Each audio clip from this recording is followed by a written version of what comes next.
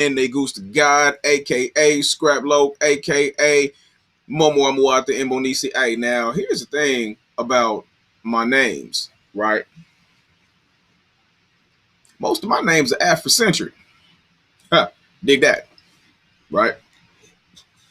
Um, so as you can see, I'm flying solo dolo tonight, right? There was a lot of things that so I'm not going to begin the rescheduling process for Notoriously Opinionated until this weekend. So I will be um I will be yes sir. I will be sending out invites to be on future Wednesday episodes of Notoriously Opinionated very soon. So if you want to be on a future episode of Notoriously Opinionated, my suggestion is that you let me know now, right? Hit me up in Messenger. Let me know that you want to be a part of the movement. Let me know that you want to be a part of Notoriously Opinionated. And if there is a specific topic that you may want to engage in, debate on, whatever, like, and keep in mind, I have no reservations as to who is on the show. What do I mean when I say that? I mean, if you are a staunch Trump supporter, hit me up. We can talk about that because I'm curious about your mentality. Now, it does not matter whether you are black, white, Latino, Latina, uh, Asian. I don't care.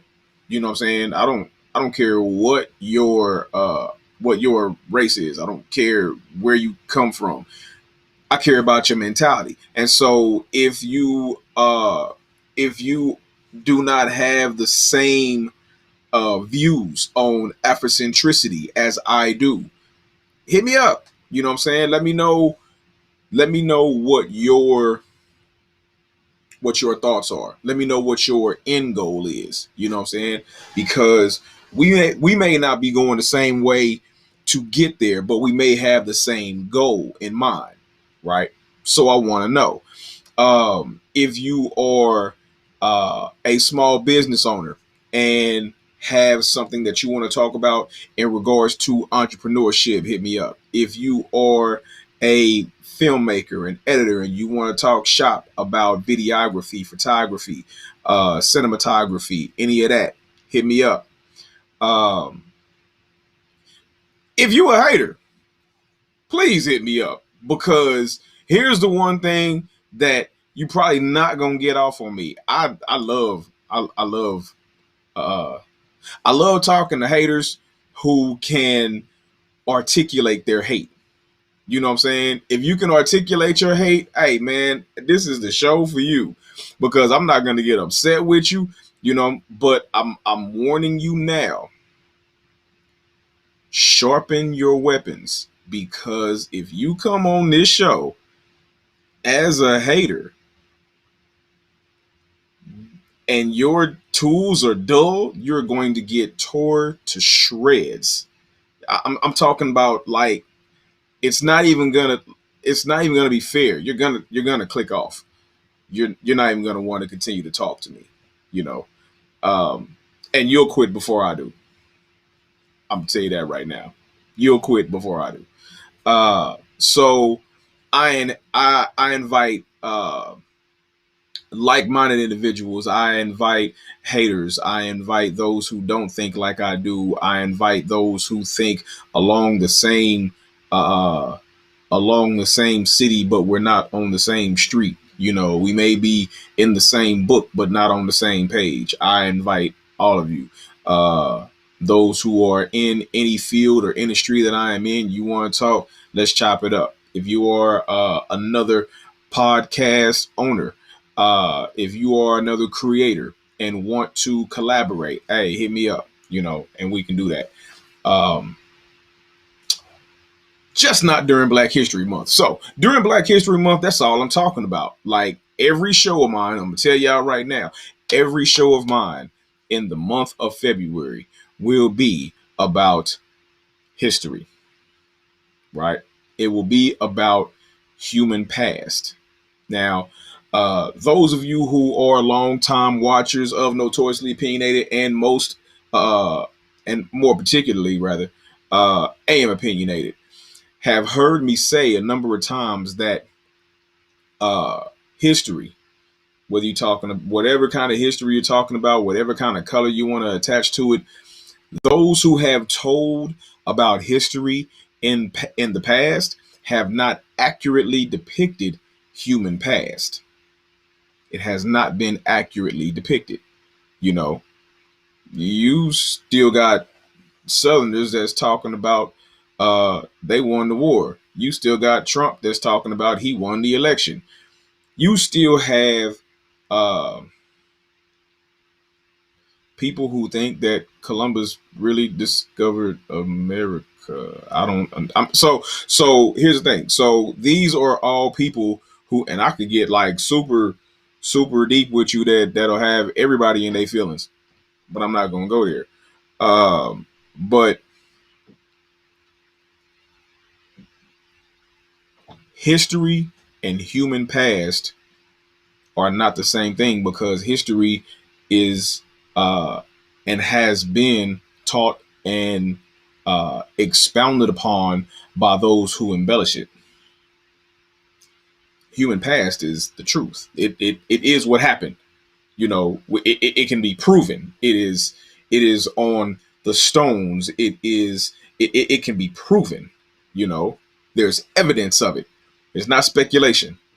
There's evidence. You know, and the sad thing is, when it comes to human past, you can have scientifically documented evidence that if some people don't like it, it'll get shelved until some other people rediscover it, right? And put it out there for the world to see. So, um, so tonight, I don't know, this might be a human past rant, but I'm gonna start with my Facebook post. I'm gonna start with what I posted a little earlier, about an hour or so ago. So, um, I have seen in person, and I have seen footage of um, Black History programs in the past, over the past 5-10 years. Right, I've watched Black History programs on a variety of different media. More than I am comfortable with even detailing to you, have talked about, portrayed, or depicted some form of slavery or oppression, which is why I cannot stand, and I don't care who does not like this or disagrees. This is how I feel. If you don't like how I feel, I don't care. Um, I cannot stand Lift Every Voice and Sing. I said it. Can't stand it. Can't stand Lift Every Voice and Sing. That is just like, it's draining to my soul to have to sing Lift Every Voice and Sing every damn Black celebration, every every Karamu, every holiday, everything that we got, and the first thing everybody want to do is lift every voice and sing. So I mean, I get it, you know, but why is there so much lift every voice and sing and not enough pledge to the red, black, and green, pledge to the Pan-African flag? You know, why is there not more of that? Additionally, why do you want to keep talking about slavery and oppression? That's something else I'm sick of. I'm sick to death of everybody wanting to focus on slavery and oppression, unless, and I mean only unless, you are talking about the psychological chains that still bond people to a slave mentality. If that's what you're talking about, I'm with you. I can rock with that, you know. But if you're just talking about some swing low, hey, listen, keep that the hell away from me, please. I'm begging you. I don't want to talk about slavery unless you are talking about the psychological chains that still bond our people to this day, right? If that's not what you're talking about, if you're not talking about slavery in regards to the fact that we missed 400 and some odd turns in the game of life, if that's not what you're talking about and the effects of that, if you're not talking about the effects of what slavery has done to our people, to where you have people that are our people who do not want to accept their blackness. They would rather be anything else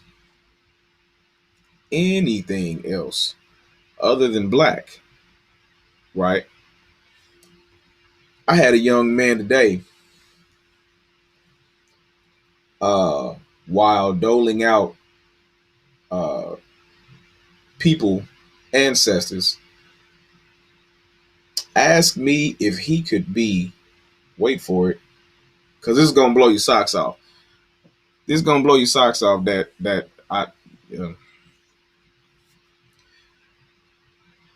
little dude asked me if he could be Ewing Kaufman in the Black History program. Ewing Kaufman. Ewing Kaufman is white. Anywho, uh, so of course the answer was no, and of course the answer was no. But I think genuinely in his heart he thought that Ewing Kaufman was black. So I had to show him a picture of Ewing Kaufman, because when I told him that Ewing Kaufman was white, he had a look on his face of absolute astonishment. So I think he thought Ewing Kaufman was black. Um, so yeah. So this is what I'm having to deal with. So I can't stand the fact that people are just stuck on one era of time. Like the whole of black experience, the whole of black culture, the whole of what all we are started with slavery and ended with Barack Obama, right? As if there was not a millennia before slavery that occurred, to where we did not just survive, we thrived to the utmost. Never forget, the richest man to have ever walked this planet was a black man. The richest man to have ever walked this planet was a black man. Not Bezos, not Gates, not none of them. A black man who was throwing around, he was throwing around millions, you know, like it was nothing. He's messing up whole economies when he goes on vacation. Whole economies is flipped out when he comes to their city, you know. So, and if you don't know, you about to know. All you gotta do is look up Mansa Musa. That's it. Look up Mansa Musa, right? Makes Bezos look poor in comparison, you know. So, and that's something else. So it's like you got to look at your standards of what the levels of what rich is. You know what I'm saying? Like Can you really sneeze at 70 billion?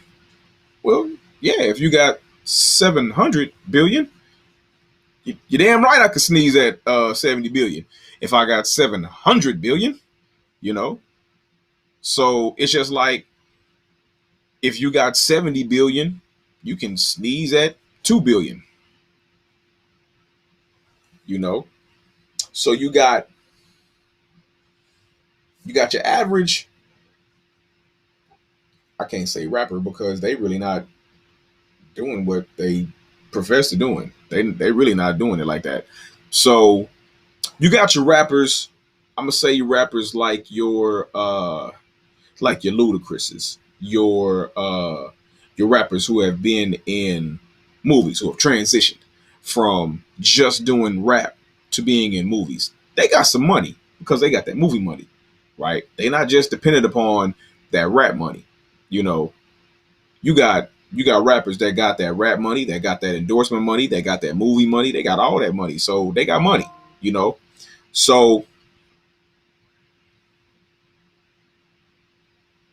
okay. Uh so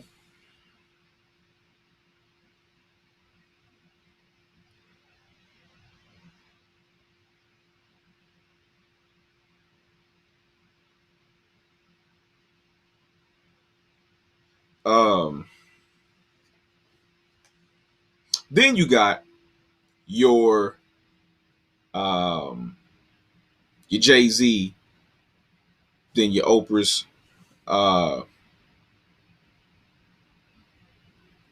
you got your Jay-Z and your Oprah's, that kind of rich, right? That kind of wealthy. Then you got your upper echelon wealthy, your Bezos and them, right? So um when you're talking about money like Mansa Musa had, and you're talking about money like Jeff Bezos, that's like, you know, that's the difference between your average rapper and Oprah. So now, what else has disturbed me today? Uh, the fact that it seems as if, and the sad thing is, it's diminished since I was a kid. Like even when I was a kid, there was a plethora of black figures that we knew.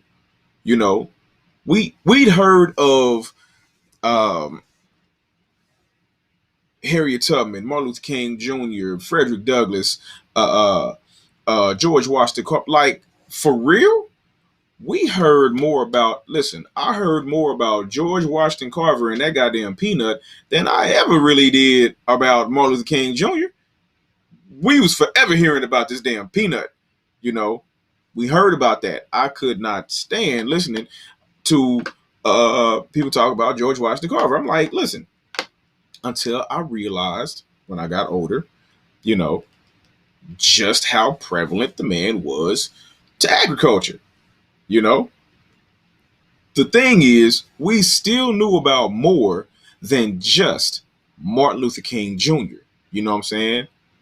We knew about Malcolm X. We knew about Nat Turner. You know, did I know the whole story about Malcolm? Did I know the whole story about Nat Turner? Did I know about the whole revolution? No, I did not. But I knew who Nat Turner was. I knew who Malcolm X was. I knew who Garvey was. I mean, I could name prevalent black figures. I could name some. I could name more than Martin Luther King Jr. Right? So maybe it's just me as an adult who knows the significance of all of these people. Um, Maybe it's the fact that I understand that if they don't know their past, then what kind of future can you really have if you don't know your own history, if you don't know your own past, you know? So that's one of the things that tends to bother me is the fact that like everyone came up and was like, I want to be Dr. Martin Luther King Jr. I want to be Martin Luther King Jr. Male and female. The females weren't asking to be Coretta. They weren't asking to be Angela Davis. They weren't asking to, they were asking to be Martin Luther King Jr., the females. So there was one young lady who asked if she could be Madam C.J. Walker. No doubt. No question. Right? Wrote a beautiful paper about it. Uh what else? I guess when I say certain names that mean a lot to me, right? When I say certain names that mean a lot to me, then it's difficult for me to overlook that, right? It's difficult for me to not uh it's difficult for me not to attach myself to it. So when I say who is Malcolm X, or have you ever heard of Malcolm X? They say who? Now I could kind of understand depending on the age range. I could kind of understand if I were to say who is Marcus Garvey, who is Nanny of the Maroons, you know, um, who else? Who is there's a plethora of different names that if I were to say these names, I could understand why, you know, they would kind of look at me crazy. If I said who was Alvin Ailey, you know, if I said who is I don't know, um nah, they know who Muhammad Ali is. If I said who is Maya Angelou, you know, who is who is Ella Baker, who's James Baldwin, you know, if I name some of these people, they may not know who in the world I am talking about. You know, they wouldn't know, and I wouldn't be as upset. You know, but when you don't know at least what I knew at your age, who is Frederick Douglass, who is Sojourner Truth, you know. Now as I start going more and more into it, uh,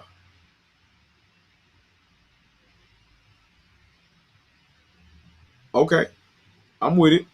I'm with it, black man. Um, so my thing, if these kids nowadays don't know who Sojourner Truth is, don't know now, there was some who knew who Harriet Tubman was, some who knew what she did but didn't know her name, right? Um, and so that's, you know, the only really bad thing is the ones that go to inner city schools or that go to schools that are predominantly black are still being taught by white women, you know, who are teaching our children that a kente cloth is pronounced Kenny, a Kenny cloth, you know, which is all kind of wrong, you know, all it's just all kind of wrong. But we have to understand that if we don't start the conversations about Black Wall Street, if we don't start the conversations about how dope of a writer James Baldwin was, about how dope of a boxer, but how dope of a um, historical figure Muhammad Ali was, you know, oh man, dude was a giant. So when they call Ali the greatest, they call him the greatest for a reason. You know what I'm saying? Like, and not just because he was nice with them hands, for other reasons. Muhammad Ali is the greatest, you know. But he should be the greatest for us. He should be the greatest to us, you know. Um, so and going back to this slavery thing, you know, that's one of those bothersome things because it's like you have some people who have still to this day the mentality that, well, we got to talk about slavery. We got to talk. Why do we have to talk about slavery? Why? Why? We It happened. There has been post-traumatic slave syndrome. Let's talk about that. If you want to talk about slavery, let's talk about post-traumatic slave syndrome. If that is really what you want to talk about, if you want to have a discussion with me about slavery, I don't want to talk about slavery in its oppressionary uh, in oppressionary terms, right? If you are going to talk to me about slavery, talk to me about the post-traumatic slave syndrome. Talk to me about why there are still black people who are caught in the psychological chains of slavery, or rather, tangled in the psychological web of slavery. Let's talk about that. That's what I want to talk about. I don't want to talk about all this woe is me, uh, uh, man, the white man got his foot on my neck. Uh, I don't know how to, I'm not going to be able to because of slavery. And hey, man, let that go. You're not going to get the support that you're looking for talking to me about that. You just not. You are not going to get that kind of support. So if you coming to me because you know I'm an Africentric and you coming to me for support talking about, man, you see how they got us all down because we black and because of slavery and because, man, I'm going to shut that down so quick. You're not going to want to talk to me no more. You really not. You know, you better ask my partners about me. You dig? Like, I think the reason why, so I have my things. Afrocentricity is my thing. And so it's like I am bore none, bare knuckle boxing when it comes to Afrocentricity, right? Just like some other people are bore none, bare knuckle boxing about what they believe in, whatever it is that they staunchly believe in. You know, you got different cities full of white folks that stormed the Capitol because that's what they believed in. You know, because their Fuhrer told them to do it. You got their Fuhrer that told him to storm the Capitol, and now he's like, after it done happened, you know, and after some people that got killed during the melee, now he's like, oh, I didn't tell him to do that. I ain't had nothing to do with that. What? Like, do you think CNN just erased that audio and video? No, they didn't. They still have it. Fox News has it too, you know, and everybody's gonna show it. You dig? So, he's really speaking of Agent Orange. He's really in a whole he's in a shitstorm because the worst things that could have happened to him happened. Like the things that was the worst things that could have taken place in succession ended up happening. So he lost the election. He was found out about lying about all of the things that he was saying that was going on as far as voter fraud and all this different type of stuff. All that was, you know, shenanigans. Finally, when Biden took office, his people really realized that he was kind of lying about the fact that they'd won, because if they'd won, then Trump would still be in the White House. Then he lost, and by he I mean, you know, he is still the one that the Republicans are looking to, right?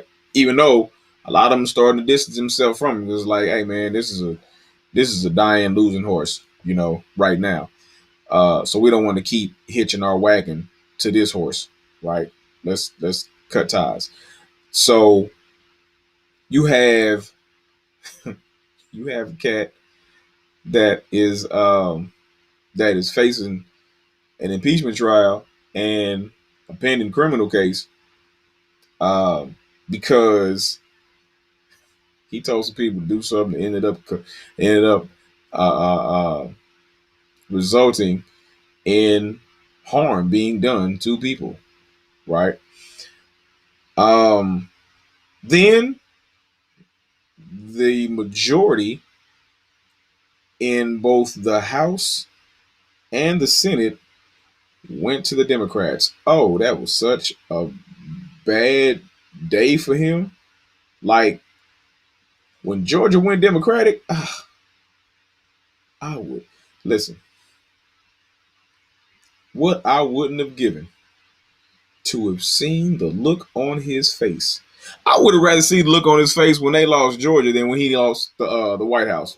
Like it was probably more priceless to see the majority in Congress go to the Democrats than to see him lose the White House. He probably just had a little hissy fit uh, for a couple of weeks when he lost the White House, but his whole soul sank when they lost Congress.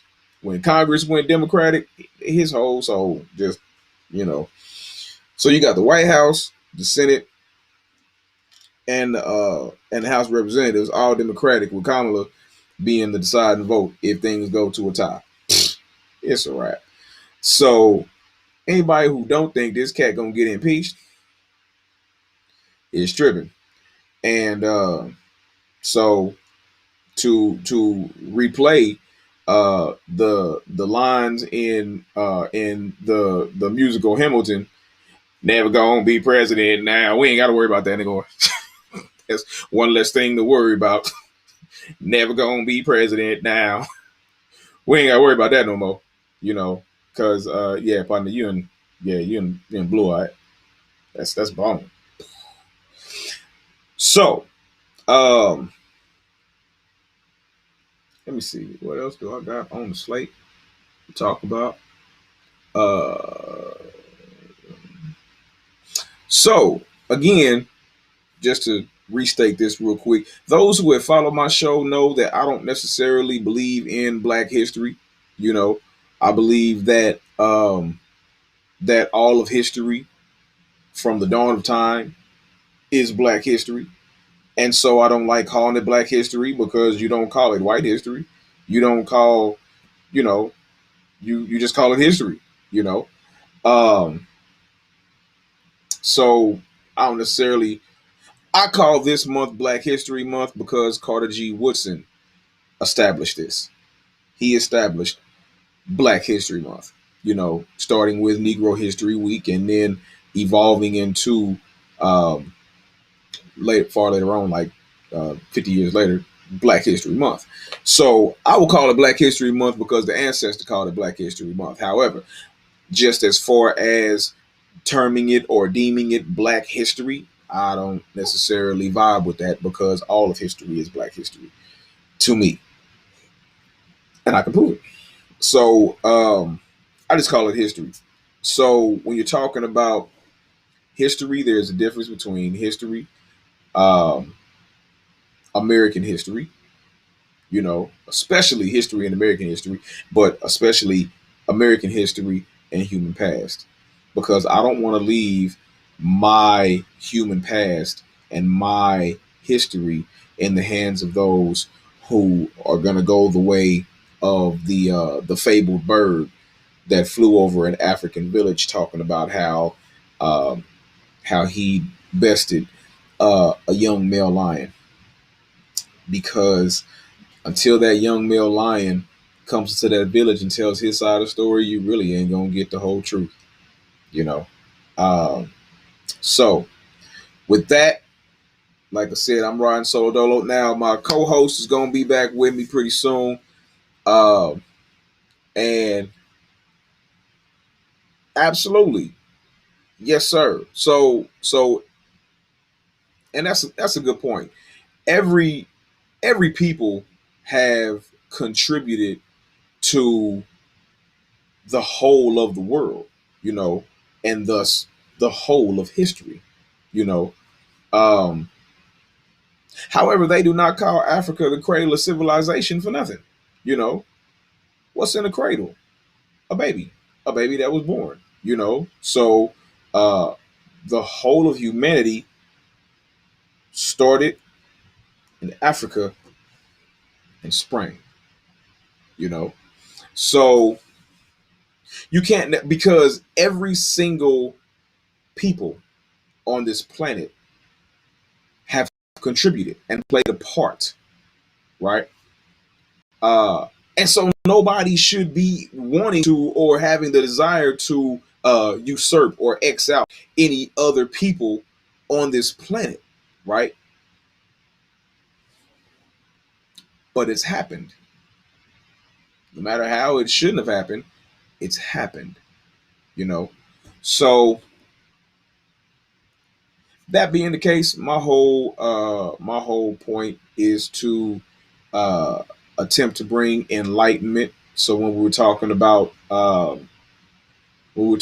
police brutality, I had to go back and go into slave patrols. You know, I had to do a whole thing about that. You know, and the whole thing is when you're talking about slave patrols, just real quick, just peep how it plays out.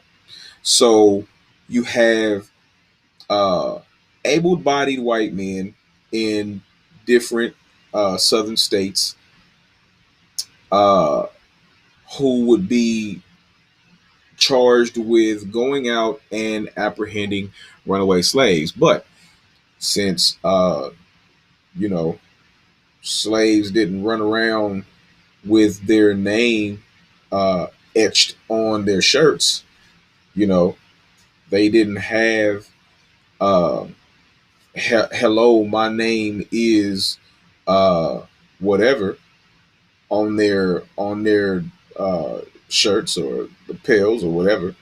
They didn't have that. So how were these men able to determine the escaped slaves from the non-escaped slaves? So they just harassed everybody. You know, does that remind you of anything? Does that sound like a modern day stop and frisk?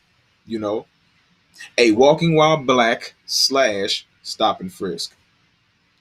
Why does that sound so familiar? Because slave patrols turned into the police to protect and serve. They were law enforcement, and it was against the law for black people to be out, for black people to know how to read, for black people to know how to do a lot of things, you know, to not be slaves. Hold on. Technically, that wasn't this because it wasn't necessarily a law that made them slaves, to be perfectly honest with you. But so the slave patrols became the police department, and what these able-bodied white men were doing when they were out harassing and apprehending black people was policing. Look it up. It was called policing. So they became the police. Well, the police during the during the war, well, they became militias.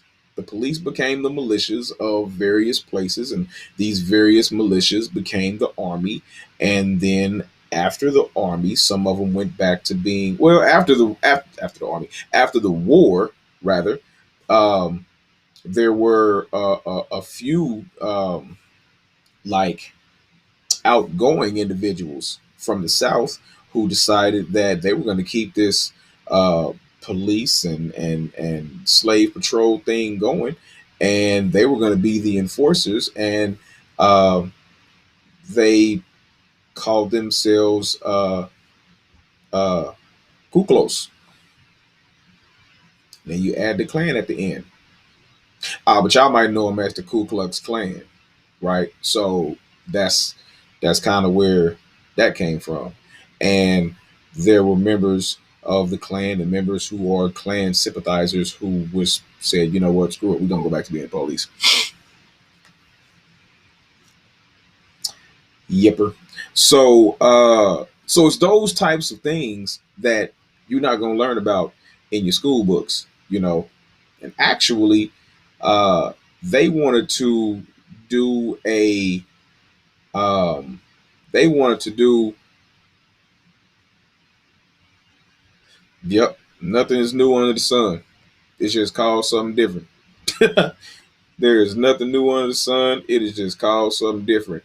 But there were teachers who wanted to teach. Now, here's the thing: they wanted to teach about slavery. I forget what it's called. I want to say it's called the 1619 project.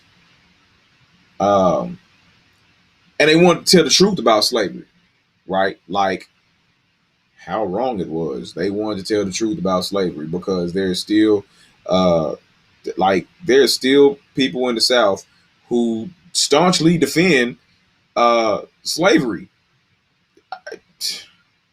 And I don't know, I might too if I was Southern and white, you know what I'm saying? And I'm getting all this free labor out of people, and all we gotta do is keep y'all afraid and psychologically oppressed. I mean, hey, you know, um,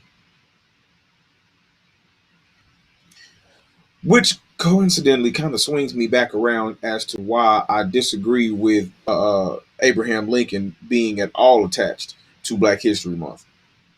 I do not agree with it. I have never agreed with it uh, because if you actually believe Abraham Lincoln gave two flying dams about black people being free because he really cared about black people, you are tripping.